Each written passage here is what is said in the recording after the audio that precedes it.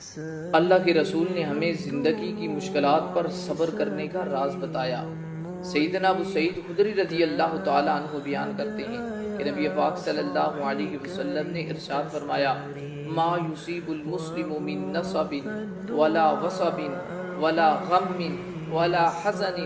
ولا اذن حتی الشوکۃ یشاقها، کہ مسلمان کو کوئی بھی تکلیف، کوئی بھی تھکن، کوئی بھی بیماری، کوئی بھی غم، چاہے وہ ماضی کا غم ہو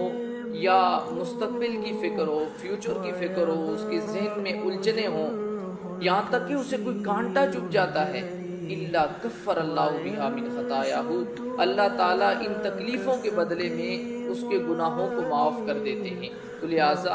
ہمیں مشکلات پر صبر کرنا چاہیے، اور ایک مومن کی صفت بھی یہ ہے جو اللہ تعالیٰ نے قرآن میں بیان کی ہے کہ مومن کو جب تکلیف پہنچتی ہے تو وہ کہتا ہے